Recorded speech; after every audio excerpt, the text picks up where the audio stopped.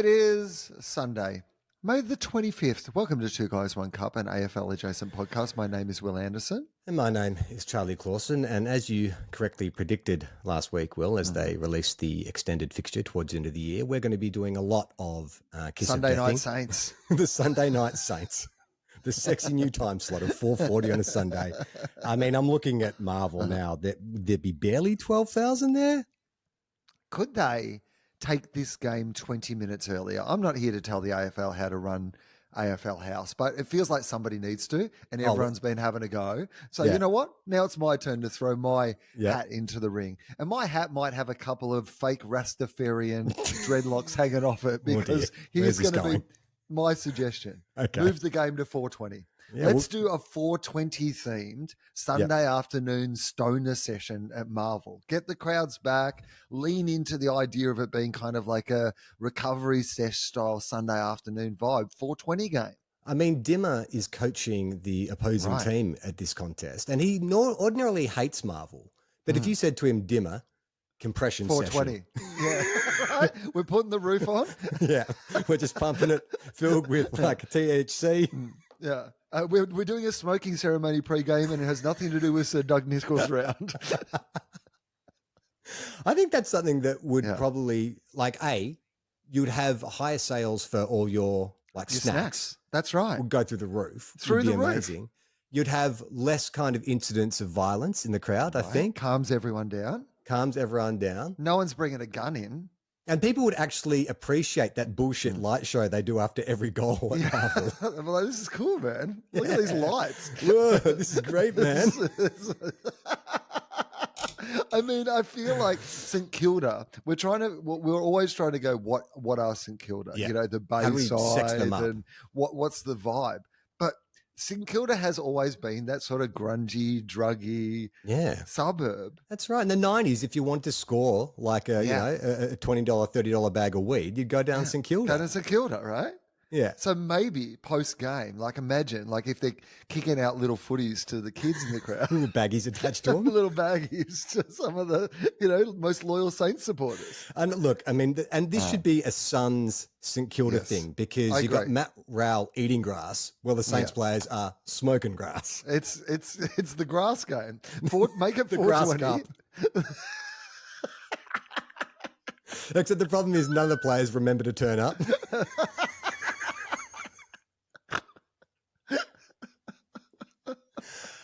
Good round of footy, I reckon. I reckon it's been a highly entertaining round of football. Let's go back to Thursday night. I would like to get your take on that game, because as a neutral, loved it. Just thought it was so exciting. But you have certain impressions of teams and players that you don't watch. So you just kind of go off the thumbnail, stuff you absorb kind of almost by osmosis through, footy journalism or whatever. The Dogs and their goal kicking. Yeah. I don't know if it's because I'm friends with you or if I have heard it, on Friday or whatever, but that was insane how many times you hit the post on Thursday night. It was like you were aiming for it. I feel like this is what Bevo's doing at the moment. He's like, you know what? We're bottom boys. Yeah. So if this was going to be the perfect story for the Bulldogs this year, what are the key storylines with the Bulldogs going on this year, right? There's that Bevo is out of contract at the moment. So he's in the final year of his contract at the moment. Jamara's been out, loose. Maybe another player who's going to go to, where's the place that everyone keeps talking about him going to and ending up next season? Geelong. Geelong. Well, Sydney Sydney early, Sydney but now Geelong again. It's like, maybe Geelong will be able to turn him around. You've got Bailey Smith, which I think is the big one, right? Bailey Smith is the big one. Going down to Geelong, playing so well, being second favourite in the Brownlow at the moment, and just turning it on. This is not the time for Bevo's bottom boys to be winning this game in Geelong. No, it would have been too big a statement. This is. We don't want to be Sydney at this time last year. We want to be Bevo's bottom boys, and people were starting to say, "Hang on, the Bulldogs can finish top four. The Bulldogs can win the grand final." This is not the sort of talk that Bevo wants around his bottom boys. But absolutely not. The problem is they're playing so well at the moment that it's hard to, he doesn't want them to stop playing well, because if you stop playing well, you lose that momentum. So there was only two things he could really do. One, I can only allege, is that he paid off the umpires to discriminate against the Bulldogs all night long. And I'm in favour of it. A lot of Bulldogs fans are upset at the umpiring. I say this is great. Yeah. Kept Geelong in it. I appreciate this. This is good for what the bottom boys are doing. And the other one was just, he said, guys, if you have to try and kick a goal, just hit the post. Just hit the post today. Just a one-pointer. That's all we need so we can remain bottom boys. I think Bevo's got a 2-point plan. One is, just kick the ball into the post and then kick the ball in the post again. They're my 2 points. And also, like, just pick fights with everyone in the media. Like, it's funny because when they were doing that sort of recap of the Kane, Bevo thing, which was kind of ridiculous, but, got 24 hours of press, great. But when Kane was asked to recall what he said to him, like, because he apparently said, like, just Bevo and just nodded. Yeah. And Bevo said something like, you've got a lot of nerve or something along those lines. I'm sure it wasn't that clean or succinct. Yeah. But I also believe when he saw Tom Morris at that press conference a few years ago, he also said, you've got a lot of nerve. Yeah. So I reckon Bevo reckons everyone has a lot of nerve. But Bevo's Michael Jordan in The Last Dance. Yeah, right. He said Bevo to me, and I took that personally. But it's also this thing too of, and I think this is part of the Bevo Boys strategy because it's us against the world, right? Like we don't have any friends in the media because apparently what else he said. And the people in the media are like, we want to be friends. And Bevo's like, we don't have any friends in the media. You heard me. But like when Trump got in the second time, they basically kicked out most of the press pool apart from friendly press. Could Bevo do the same thing? It's just like the Bulldogs digital team. They're the only ones allowed to do a press conference after a game. Well, I think the more interesting thing is that is not what Bevo's doing this season. Right. Bevo is taking his game on the road this season.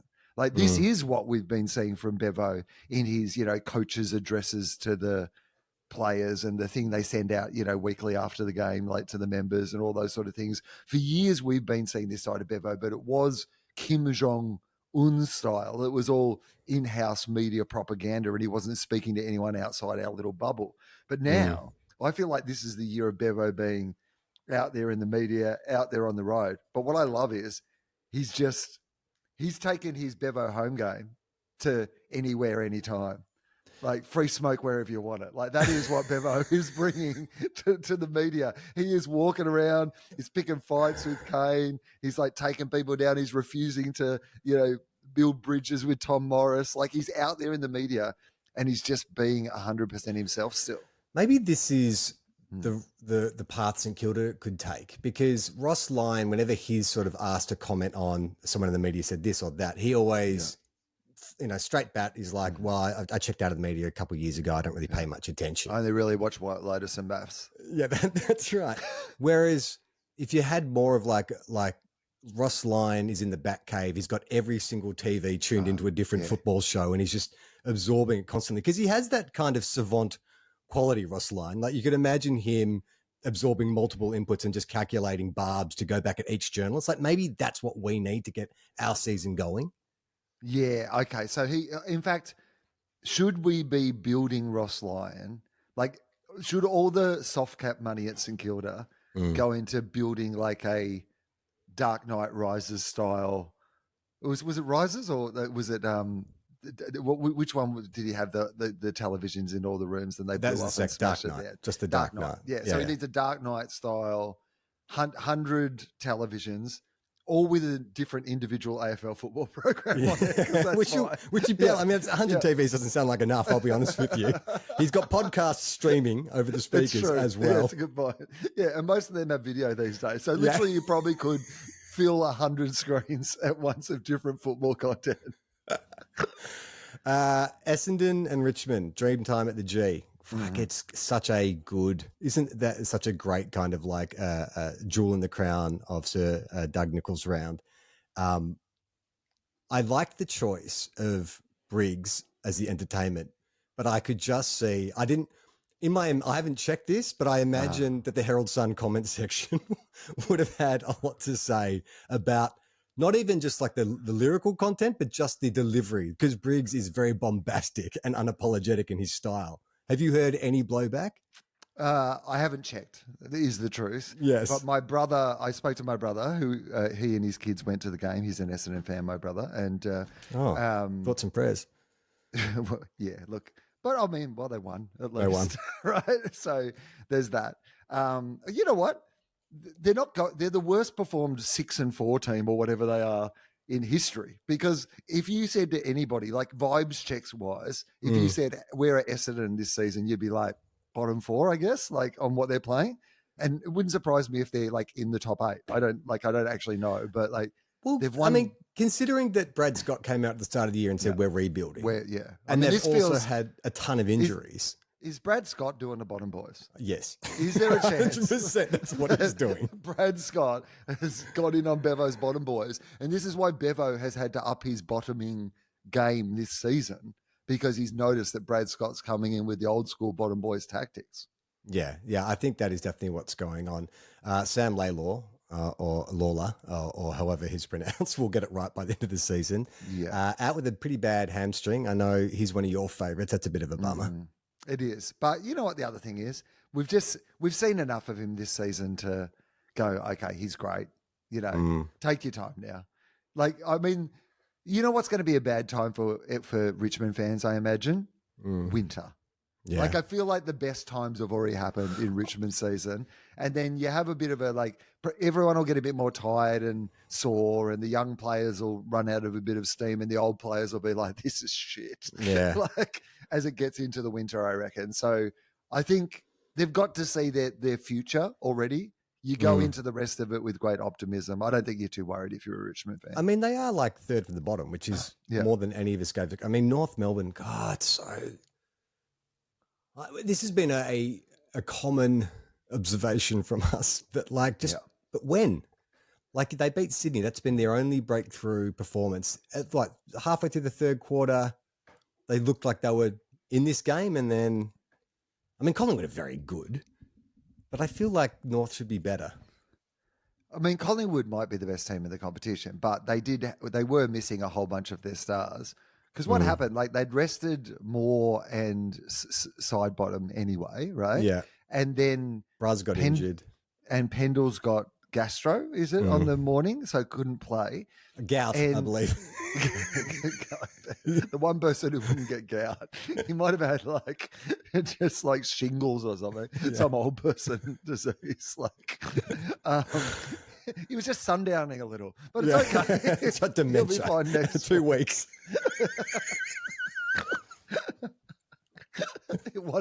Pendlebury wandered off at the shops 2 weeks. So the only player has to play with a medical bracelet. Yeah, every time he falls down, the emergency services run onto the field. They're like, you've got to take that bracelet off, man. We're getting too many messages. Oleg Markov was at the Bunnings. Was at Bunnings when he got the call saying, hey, you might be needed today. About to tuck into a sausage sizzle down at Bunnings. Yeah, emergency. Yeah. How do you, like, if you're Oleg, how do you think you go with that? Do you keep your... I was thinking about this morning because I'm like, because Oleg could be up to anything on the weekend, right? He's down at Bunnings. He's building himself a, unicycle ramp or whatever it is that he's like getting up to, like a little cafe out the back of his house or whatever Oleg Markov is up to, getting some bottles for his kombucha microbrewery. And have you kept the weekend free? Do you keep yourself, like, if you're not named as an emergency, have you eaten checked properly? Out. Have you like prepared yourself or like? Absolutely not. You probably had a couple beers the night before because you're like, I don't often get the chance to do this, and I haven't been named as an emergency. It's unprecedented. Like something disastrous would have to happen for them to call me up. So I think, like, I mean, I reckon. Well, I don't know anything about Oleg Markov. He's like, the ultimate professional. If it were you or I, like, Oleg Markov might be. I'd be filled with chocolate and weed. I'm ready for 420 round. Get me on the grass on Sunday. You get that roof closed. We are going to wake and bake. Now, I know Adam Spencer is a fan of this show. and he often critiques my inability to follow how scores are kept or quarters or anything like that. What do you think about Xander Maguire's observation about the North Collingwood game? Over the Pies, but this was a game of two halves. There was the first three quarters, and then the Pies just turned it on in the last. Yeah. Oh, yeah. Don't have two halves until the end of the third quarter. Third quarter. So that final quarter must have been a long one. Went 90 minutes. That's how Collingwood got back into it. It was unprecedented. Good to see Fags get a win on his 200. Did you hear? I was listening to a pod today where they were talking about his coaching record. Because remember for a while it was the Brisbane Lions can't win a final. And now since they won that final, they've had like one of the best finals records ever. But he's actually, next to Chris Scott, has one of the best coaching records of any player, any coach in the AFL. Isn't that amazing? Like, I mean, they have been a very good team for a very long time now. That's what we forget because we had that sense of, because it took them, they had a few years in that sort of top 4, top 6 before they really became that, like, top 2 team. I think we forget how successful they have been for a really long period of time now. And they seem to be able to regenerate. I mean, last week could have been one of those things in a season where you've gone through, you've won the grand final. They often say that the premiership hangover actually happens in the middle of the season, not at the start of the season, because you can get through a bit on the adrenaline and the thrill and whatever. But to come back and beat a team like Hawthorn in Melbourne in a way that convincing fashion. I hadn't checked the scores, but as you know, Charlie, I live in the local area, and I was like, gee, those Hawthorn fans are, is the game finished yet? Because I could hear the game still going, but I could see Hawthorn fans everywhere. And I was like, this might not be going well for Hawthorn. Well, it's so Collingwood are the clear standouts, right? In terms of, just putting wins together. But I think Brisbane, if you look at recent history with grand final winners, they've had the best follow-up year to a grand final winner. Like it feels like the last 3 or 4 years, there's been a drop-off from the premiers, whereas they're just holding firm. And they've had less prep time, less preseason, all that kind of stuff. But less Danaher. Charlie Cameron only came alive, like had the best 5-minute patch and then didn't see him again for the rest of the game, but kicked 3 goals in that 5 minutes. And then Cam Rayner does his thing where once every 15 games looks like the best player in the competition. Yeah. I mean, the problem with both Cameron and Rayner is the inconsistency at the moment, right? Like Cameron and Cameron Rayner. Yeah, that's right.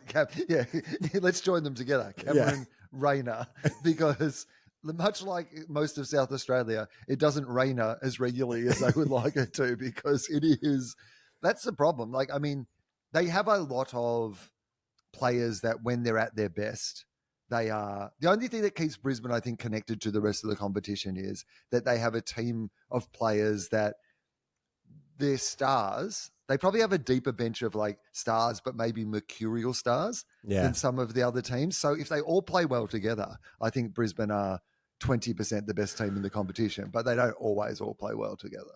Now, apparently, because it was Fags 200, they got to Melbourne. Birthday? 200th birthday. 200th birthday. Yeah, I mean, would you be surprised?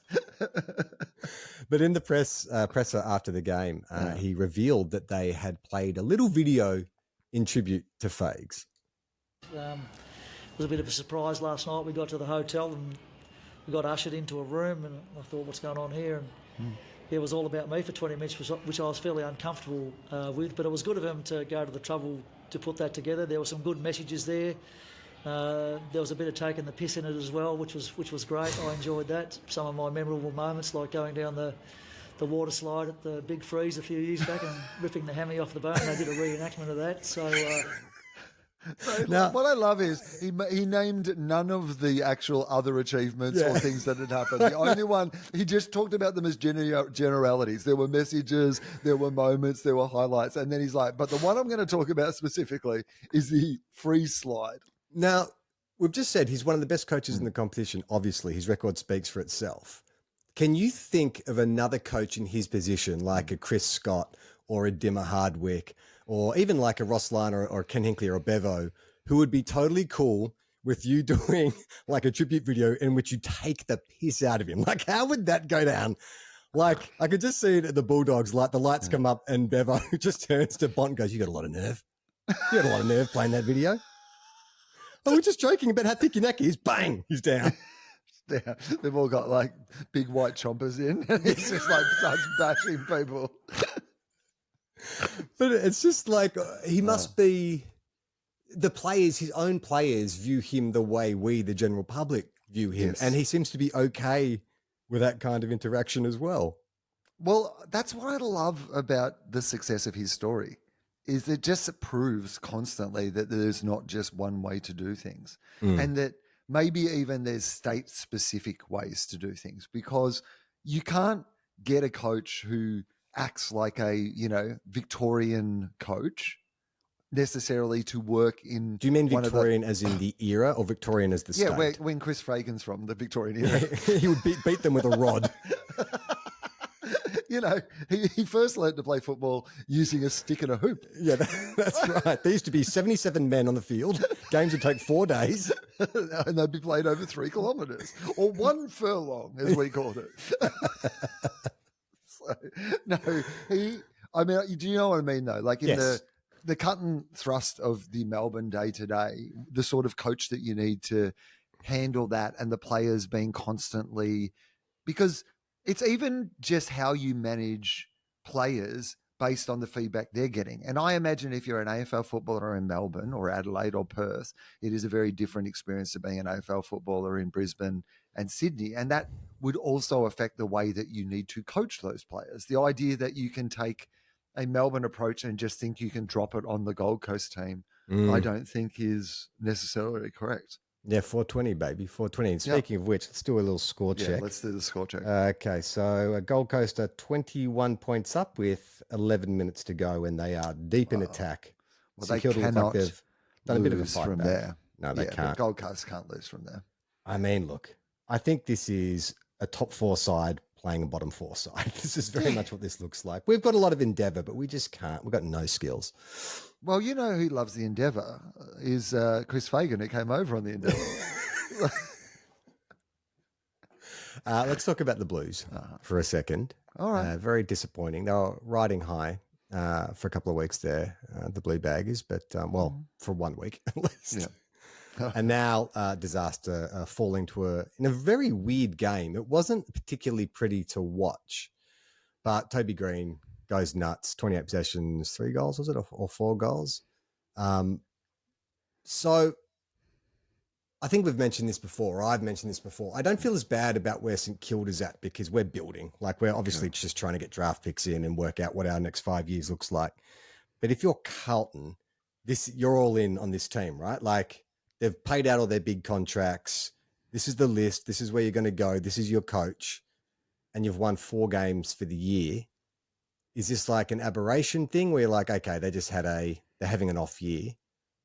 Or is it time to throw the baby and the bathwater out together?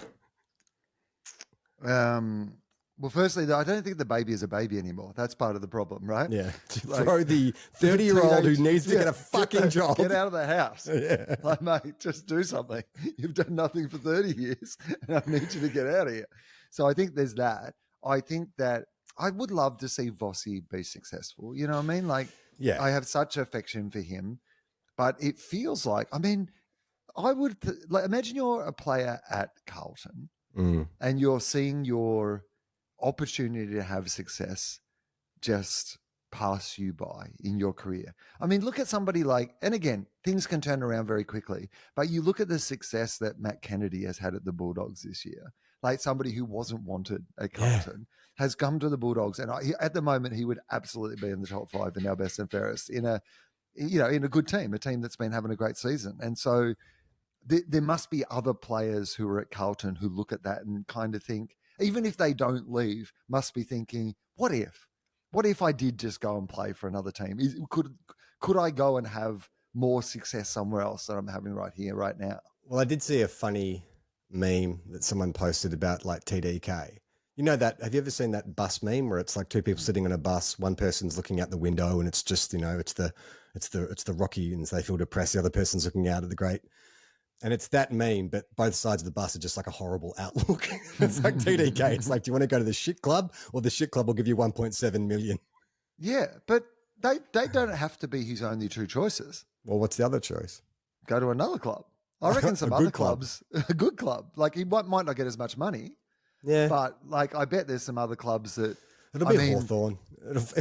Let's be honest. It'll But what be about Hawthorn. what about Geelong? Yeah. Like Geelong are in like literally in need of a ruckman, right? Well, And his brother already plays there. The rumor is, or the discussion point has been, I don't know how much credibility there is, that if the Saints do get TDK, it's to be the number one ruck, which means Ryan Marshall will probably need to go.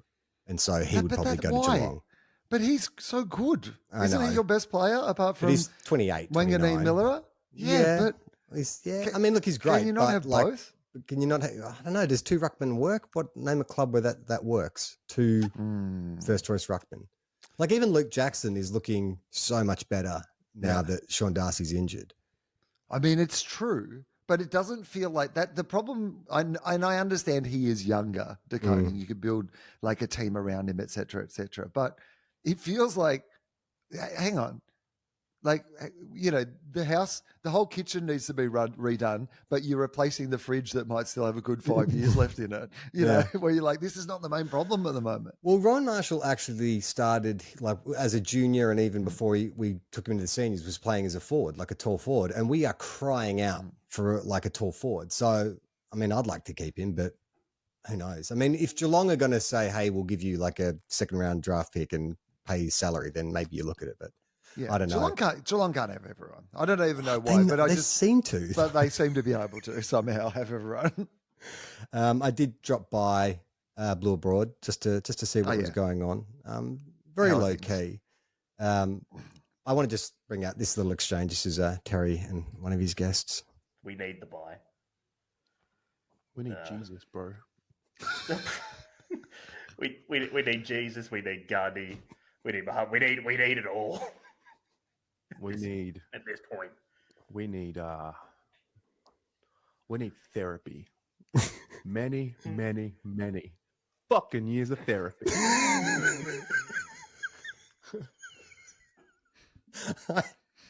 I have never thought I would identify with a Carlton supporter so much. Like, I get it. I mean, it must be so galling for Bombers and Blues fans to look around like at who's in the classroom, the special ed class with them, and just see the Saints waving. It's like, hey, one of us. You're one of us now. You're a mediocre club and have been for a long, long time. Yeah, in a way, you should be showing them around. Yes. You should be like, no, this is actually where you belong now. It's easy. No expectations. No one thinks you'll be any good. Just like always. Just lean into it. Never be confident going into a game. It's the episode of The Simpsons where Bart like had to go into the special ed class and then suddenly became an absolute nerd. And I feel like it's maybe Carlton just needs to accept that that's where they are. But maybe also the idea of therapy isn't the worst idea of all. Is there maybe next time Carlton and St Kilda play, you get everyone in the crowd and then they lock the doors and they say, actually, we've decided not to play today. We're just going to have a giant group session and we're just going to talk through some things. We're going to do some expectation setting just as a supporter base. I think the issue for those two clubs in particular is that, and it was the same thing that dogged Richmond for so long, is that like when you're the Bulldogs or the Saints or North, even Melbourne and your shit, like there's just very little attention. But when you have that amount of money and that many supporters, like you just can't escape. It's funny too. There is a sense of, I don't know if it's entitlement, but this idea of because we are this club and we are this organization and we have money and influence and the AFL listens to us when we pick up the phone, then we should be good at football, even though that doesn't make any sense. It just defies logic, I guess. All the things that you get told that you can do to make things work don't work anymore. And I feel like it is a very interesting thing to realize that we only measure our perspective on these things within lifetimes. And because we are now old, in terms of like, you know, the majority of Australians now are younger than we are. And so, yeah. Oh, so cool. The majority of Australia, like we're now in the, like the minority when it comes to age in Australia. And so it is the next generation's world. and it is the next generation's lives by which we start to measure these things. And Carlton has been an unsuccessful club for most of these people's lives. And so this narrative that we have in our heads, like we're still living in the days of, oh, hang on, well, you need something done with your power, call Esso. Like, it doesn't exist anymore. It's not here anymore. Like that's not how the world works anymore. And we're holding on to this outdated idea that it still is. Yeah. So what do we do? Well, I don't know. I think Carlton are the post office, They still function. They're just still big. Institution. But, yeah. It's just, yeah. But it's like mostly old people who remember their glory days and young people are confused by them. I think and when you go into the shop, it's full of stuff that you don't know what to do with. But I think that is part of the problem with the culture of that. It's a fucking St Kilda supporter talking about the problem with another team's culture. But there is a disconnect between that generation who remember the 80s and the next generation. Like they don't get it. They don't understand. And so there's an expectation of excellence. But for the younger generation, like you're talking about, it might as well have been like, I don't know, the Ottoman Empire for how long ago it was. Yeah. It has absolutely no relevance to what we're seeing today. Like, how long can you live off past glories for? Richmond's like, they never, in their period in the doldrums, I never felt like Richmond were leaning on that period of dominance they had in the sort of 60s and 70s. Like, I didn't hear a lot of Richmond fans talking about it. They were just focused on we're shit. Yeah. Maybe that's the problem. That's what the Blues, yeah. I mean, the Blues are pretty good at pointing out that they're shit. Yes. I don't think we can, that's one thing from listening to Blue Aboard. To SEN or Blue Aboard. I think they have a high level of self-awareness around the level of shit that the they're younger experiencing. ones do. Yeah. Okay, so what else? What other games were there? I didn't really catch many today. Wally Up and Yatapulti smashed them. Yep. The Dockers smashed them. Crows, wow. Yeah, demolished the Eagles. The West Coast Eagles. And then Nam, all over the Swans. Nam, I've been playing all right. You picked this. I remember you saying about 3 weeks ago that you reckon the D's are coming. Yeah, they've been playing. I caught a fair bit, 3/4 of that game today, and they look pretty good. Like they've got some good new players. Gorn's still excellent, and like Petrarca played well. I mean, the Pickett is the real difference, though. Like, if we had not beaten Carlton in that last gasp goal from Jack Higgins that pushed us up into like 10th position, we would have finished like, I don't know, 14th, I think, which meant we would have got access to Harvey Langford and Xavier Lindsay, the two young gun midfielders that are lighting it up for the Demons. It's just like we gave them Christian Petrarca, and now we've given them two awesome. You would have redrafted Jack Billings. That's what you would have used them for. Well, I've got these magic beans. Right. So the problem was we only used one draft pick on him last time. If we get used two, I think this will unlock it. We want to use both. The AFL, like, this is unprecedented. Like, we want to use both. Take my money. All right, let's get to the mailbag. We've been putting the call out for listeners abroad, and this is an interesting one. This came in from the Cook Islands, from Tristan. Hey guys, I'm an expat Aussie listener living in the sunny Cook Islands, writing in after you flagged you wanted some overseas listeners and footy fans. Being a footy fan over here and Rarotonga is more of a lonely venture. But the perks are that when your team has an embarrassing loss, nobody knows. It's given me a greater appreciation for a Saturday afternoon game, though. 2:30 p.m. Saturday is 6:30 p.m. Friday, and that's a perfect time for a game. Keep spreading the footy-adjacent gospel, and one day the listeners from the Cooks will increase to 100% because there might be two of us. Imagine that. Maybe that's our goal. Can we get 2 listeners in the Cook Islands?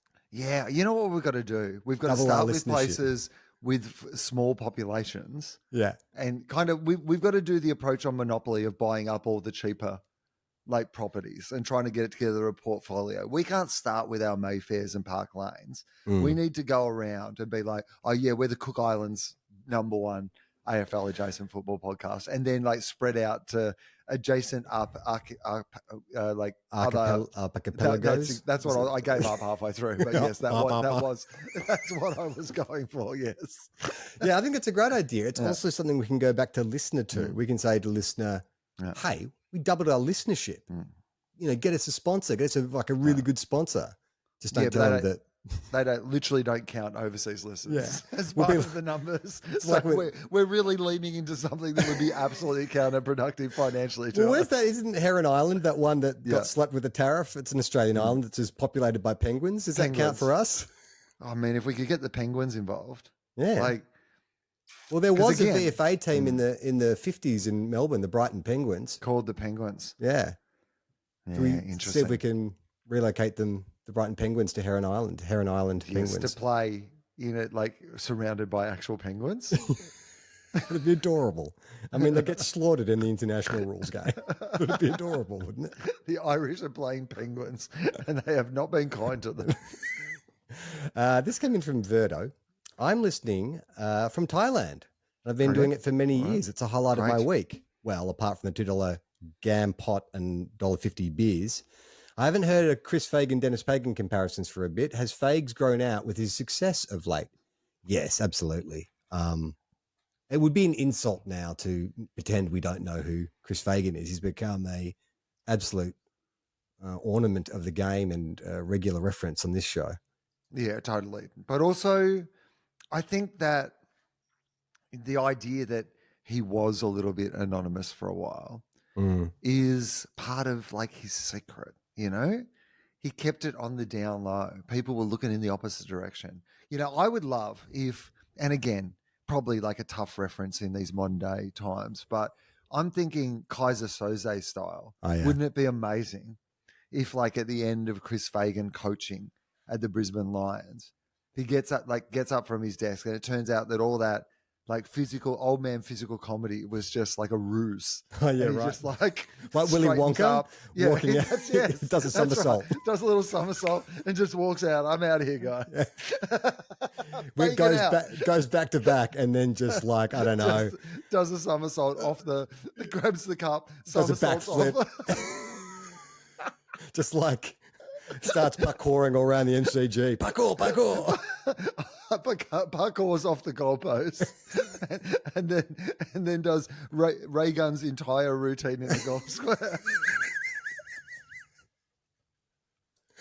On the subject of footy going international, this came in from Jace, who's a regular listener of the show. He says, I want to refer to your discussion about leadership and the international game. I want to talk about the International Cup. The AFL barely, so this is the competition where they bring all the teams from around the world to come play in Australia. I don't know anything about this, but he said, apparently the AFL barely put any effort in promoting it. I think they want the game, which they don't own and only the caretakers of, to be all their own. People around the world love this game and it's growing all over the globe. I went with my son and a number of mates to the International Cup a number of times, and I was astounded by the lack of interest in the AFL.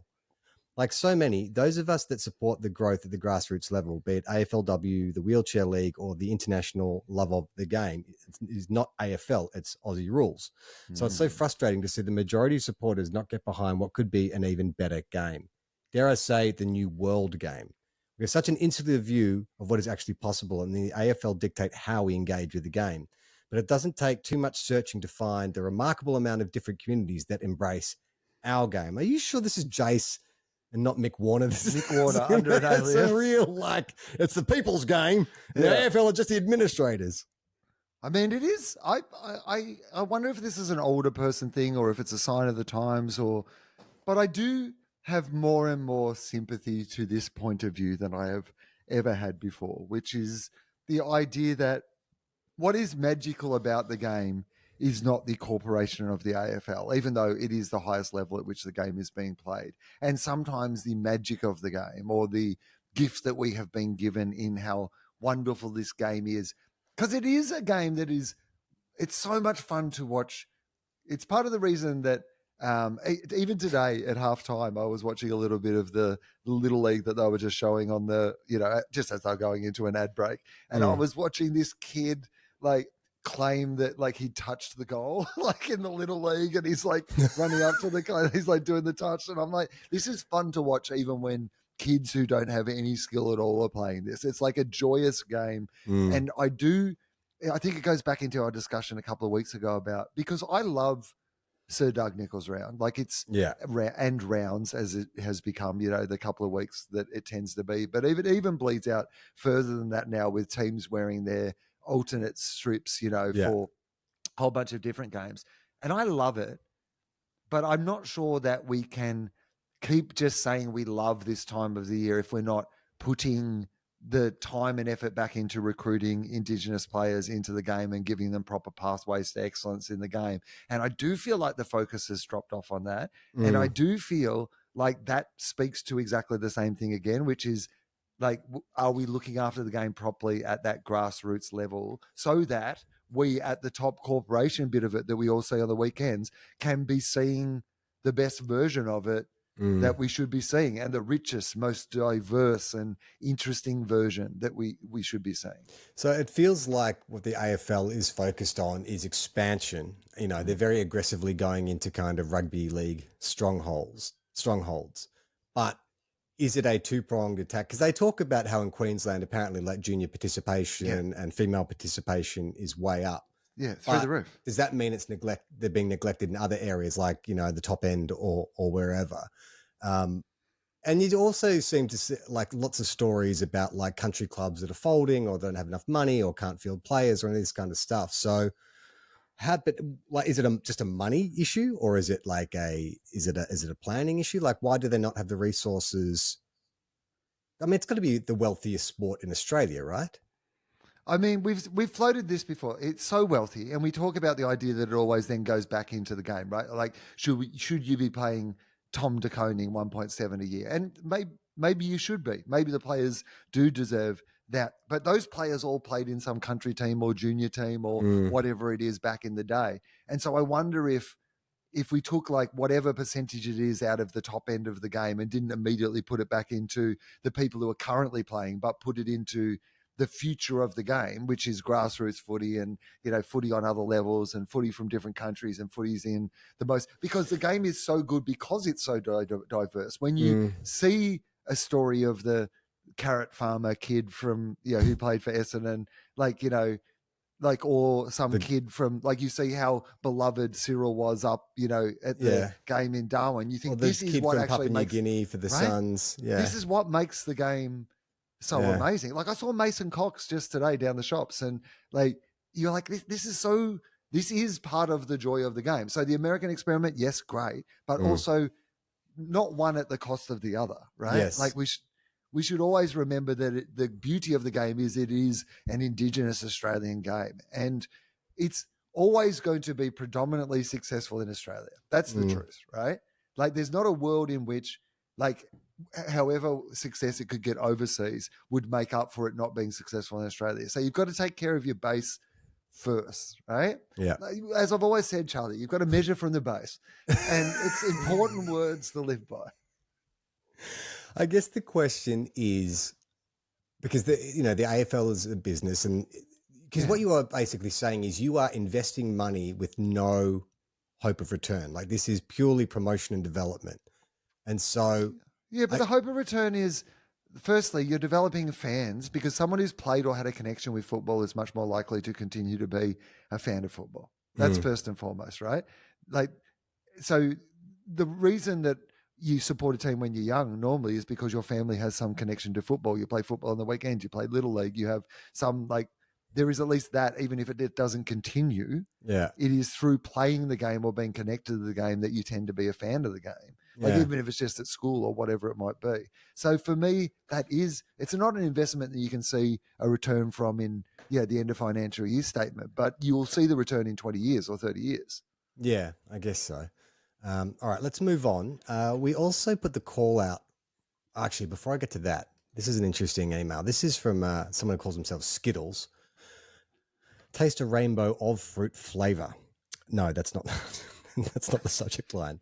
Skittles believes we need to change the ladder. Hey guys, as a fan of both European and Australian football, I'd like to bring your attention to my totally ordinary perspective. The point system in the AFL ladder is dumb. Look at the scoring system in soccer. A win is worth 3 points and a draw is worth 1. Brilliant. It's mathematically sound. A win is worth 3 draws and both scores are reduced to their lowest common denominator for simplicity. Now, the AFL ladder. A win is worth 4 points. A draw is worth 2. That's dumb. It's stupid. It's mathematically moronic. A win is worth 2 draws, but we've arbitrarily doubled the scores to make ourselves feel special. Why not make it 2 points for a win and 1 point for a draw? The outcome would still be exactly the same. It's more simple, and it would save on the advanced third grade mathematics that your average AFL fan needs to do when interpreting the ladder. He's got a good point. Why isn't it just 2 and 1? Why is it 4 and 2? Yeah, or otherwise, why is it at 6 and 3 or 8 and 4 Yeah. or whatever it is? You could just keep doing this all day long. We're now going, you know what? This year it's 10. It's actually 10 points 10-5. for a win. But you know what? This has been the greatest season of all time because we're giving out 10 points for a win Yeah, now, that's but right. 5 for a draw. It's like, isn't it like Sydney Swans, don't they? Isn't that how they hand out their best and fairest? Like you get 1,000 points for a best on ground. Yeah, 1,000 points. I think the winner got Isaac Heaney, 6,000 points, best and fairest. Yes, you are right. I mean, and Adam Spencer would be the person for us to ask, but even with our simple mathematical knowledge, it does feel like because they are the only 2 options, aren't they? Yeah. Because there Well, is no Skittles other. says, why not make it a win is worth 8 billion points and a draw is worth 4 billion? I mean, it's a fair point. It's absolutely a fair point.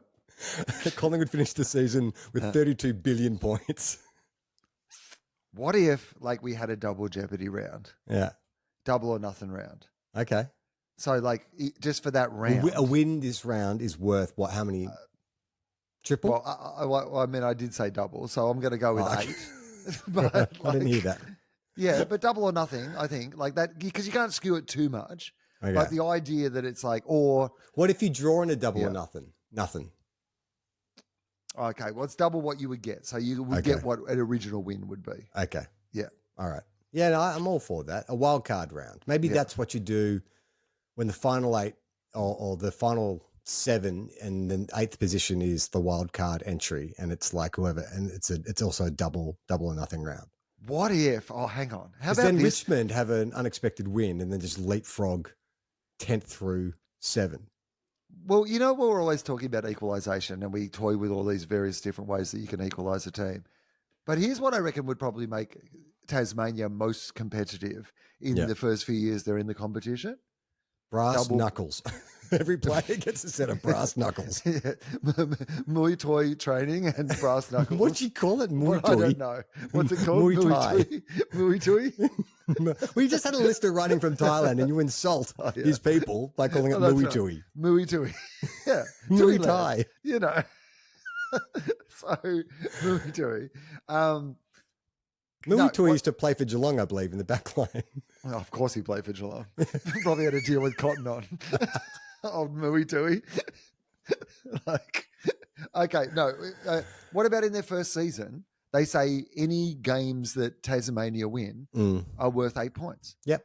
So you give them sort of a weighting or a penalty for the season. So instead of going, oh, you know, we understand that you're probably not going to be, but imagine like, you know, say Richmond hadn't been successful for 3 years, like whatever it is. And you say, okay, for this season going into it, we didn't think you were going to win a game. So what we've done to kind of just like make the competition more exciting is any game you win this season will be worth 8 points. I think that's so great. that would mean that they'd be currently what Or Richmond. So, Richmond. So they've So- won 3, right? Yeah, 24 points. Yeah. So they'd be on 24 points. So where would does they be on where the would ladder? yeah. They Tell would me where- be, well, they'd be somewhere between 6th and 5th, 6th and Yeah. 4th. Yeah. Oh, yeah, right. Yeah. Yeah. They Wouldn't could that be in the great? top 4. The Saints game is over 19 points. Oh, that's not too bad. I thought it looked like we are going to get blown out. I was just keeping half an eye on it in the last quarter. It looks like Max King had a word to the boys. Can you get my brother a few goals so he can lead the column? Because he seemed to be Big grabbing the King came ball home strong. a lot. Do you think that's a difficult conversation? Like, what's that family catch up like? I guess the Mackay brothers. Well, Mackay brothers are now both like one's at Essendon, one's at the Blues. So I guess everything would be even Stevens. But for the King boys getting together at like family catch ups, what's that like? Because Max was taken at pick 4, Ben was taken Max at pick was 8. drafted higher. Yeah. Like, I mean, they're twins and they were both good players, you know, but yes, Max was probably expected to do better more quickly. But And he's also, a forward. Ben was a defender when he was drafted. Yeah, that's right. Yeah. And yeah, Ben was going to play down the back line, they thought, but ended up being a forward and has turned into a really good forward. Turns out when you've got amazing midfield delivering the ball like that, Yeah, that it's, helps, doesn't pretty it? easy to be a good footballer. We put the call out for some feel-good storylines. Yes. This came in from the Spence. Oh, it's Adam Spencer, fucking hell. Tried to fool me with a nom de plume. Okay. So who do you think he's going to be talking about, Will? I'm going to guess it's the Sydney Swans. It's the Sydney Swans. A quick message for Australia's preeminent AFL Jason podcast, pitching a feel-good story about the one and only Dane Rampy. I know there won't be much sympathy for my beloved Swans, and the surfeit, I threw that in for you, Charlie. It means abundance or excess of grand final appearances and 2 flags in the last 20 years. But Dane Rampy was drafted as a mature age rookie in 2013, weeks after our last flag, having pretty much given up his dream of playing AFL footy, being overlooked by the Doggies twice despite training with them. Did you know that? True. Dane Yes, I Rampy? did know that. Yeah, right. Yes. He's played 251 games. Oh, really? Wow, that's fucking secret. Club record for a rookie and top 10 games all time for a Swan. He served as captain. He's given his body in defence fearlessly. He's even climbed the occasional goalpost. Yeah. But he has lost 4 grand finals. You only have to hear his words congratulating Brisbane after last year's heartbreak. He's all class, pure style, effortless integrity. If the Swans put injury decimation behind them, rallied and reached the summit, it would be one of the all-time great feel-good fairy tales for one of the genuinely different cats to have ever played the game. All right, we can put that in the Yeah, I feel-good like story. that too. And, you know, that'd be nice because that'd mean that there'd be about like 900 attractive young women in Bondi who'd also be able to go, oh, I know that I know guy. that guy. I used to see Dane Rampy used to live down the road from me. Luke Parker and Dane Rampy both lived within a couple of blocks of my place. Luke Parker, always a family man. You ought to see him like pushing the pram or getting groceries. Dane Rampy not. Dane Rampy was often not wearing shoes. yes, a real man about town. Yeah. Okay. Serving the community, you know, both Yes. on and off the field. By increasing the community. I mean, there might be a real generation of father sons. That's the real feel-good story. I mean, it felt real good.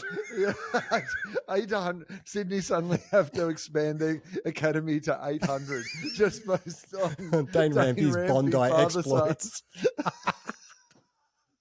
All right. This next feel-good story came in from Matthew. Hey, guys, I cannot think of a happy story to share for the podcast, but I have a meaningful one. So Adam Selwood was scheduled to run a half marathon for the HBF Run for a Reason on Sunday, the 25th of May. After the tragedy last week, many people who have never met him and some of his ex-teammates have signed up to run his half marathon in his honor. Donations to his fundraising page for the Zero to Hero charity have doubled. This news makes me smile in the context of a sad week for the West Coast Eagles family. Yes, that's definitely a good story. I agree. Finally, I have a tip for the Foxtel AFL viewers out there. You can skip the advertisements without fast forwarding when watching a live game, live game recording, or jumping to the start of a live game that has been going for 32 minutes or longer. The quarter time and 3/4 time breaks are 6 minutes long, 8 when the heat policy is in effect. At the halftime break, and the halftime break is 20 minutes long. So if you reach the end of the first quarter, press the red button, scroll down to the specific time part and if it says 33 minutes have elapsed, add 6 minutes to get that 33 to 39, then input 39, press select, and you will jump to the beginning of the second quarter. The time is expressed in minutes, only so an hour and a half, for example, would say 90 minutes. Thus, if you get to the end of the second quarter and it says 85 minutes, add 20 to get that to 105, input the 105, press select, and you jump to the beginning of the third quarter. I feel Adam Spencer is already doing this and hopefully will appreciate the maths I brought to the podcast. And denying the Murdochs some ad revenue, which I think that's the real feel-good part of that story. I will never do that. I mean, Foxtel just seems like it's almost like, hey, let's listen to the Crystal set to hear Bradman knock 100. Like, it seems so archaic that people would still watch Foxtel. Oh, well, I mean, I'll watch Binge and it's still, you know, like, That's different though. Like, you've got KO, like on demand. We are the on demand generation now. You don't have to sit around waiting for something to screen. I mean, I guess, I like to even sit through the ads on KO. In fact, I would prefer, those bits where they on KO where they haven't sold an ad and they just leave it blank and they say that we'll be back. it'll come back soon. It's scary, that stuff. I don't like hate that. It unnerves me. Yeah, the music the and the Formula whole One, experience. the back of the Formula One car. It's like, ooh, it's like, what's going on? Is it going to crash? I don't like it at all. It's ominous. I don't enjoy it. No. And I'd prefer that they ran an ad. Just put Christian Petrarca getting sat on the shoulders by Isaac Heaney and fill the gap. I don't want your ominous drone. I feel like there's some weird kind of like Black Mirror subliminal advertising going on. Like it's like this droning and the ambient sounds kind of all distorted and weird. It's like, are they like, we shouldn't tax corporations. Mining companies are good for Australia. All that shit. All right, that is enough nonsense for this week. Hey, if you want to get in touch with us, you can go to everyonerelax.co and there's a little contact form there. Just select 2 Guys 1 Cup from the drop down menu, or old school 2 Guys 1 Cup AFL at Gmail. If you want to support the show, the best way to do that is go to patreon.com/everyonerelax. You'll get ad-free episodes of every Everyone Relax show. Plus you get full videos. We put it up early on the Patreon. It'll be on our normal YouTube. It'll be the normal episode will go up on our YouTube channel a bit later on a Monday. So bit of incentive to join our Patreon. Will, you got some shows to promote? Yeah, I do. I'm touring all over Australia, comedy.com.au. But I wanted to say that Adam Spencer, Dane Rampy example was a really good example of what I would love to hear more of, because I love the stories of the game. And if we are going to get back to that idea of celebrating the grassroots and lobbying for the game itself, stories like the Dane Rampy story are things that if you're not a supporter of that club, you just never get to hear about until it's a special occasion or until the thing actually happens. If you are out there and you have a story about someone from your club that you think that would be what a great story it would be this season, I would love to hear more of those. Yeah, I would too. So just send that to 2 Guys 1 Cup AFL at Gmail. And we'll be back again. Did we confirm the Saints lost? Yes, the Saints lost by 19 points. Kiss of death, not in effect anymore. Doesn't work. It's only good for against Melbourne, the kiss of death. It turns out. No, well, that's Melbourne lobbied to get out of this slot. Yeah, because of us. Play on, not 15. Well, Little footy loving dickheads, dreaming about a Premiership Cup. We love our clubs, but they never win. 2 flags in 100 years. That shit house. If you think we'll be insightful, clever, or just well researched, we're here to say that's not the case. We'll just go out and wing it. We are 2 Guys 1 Cup.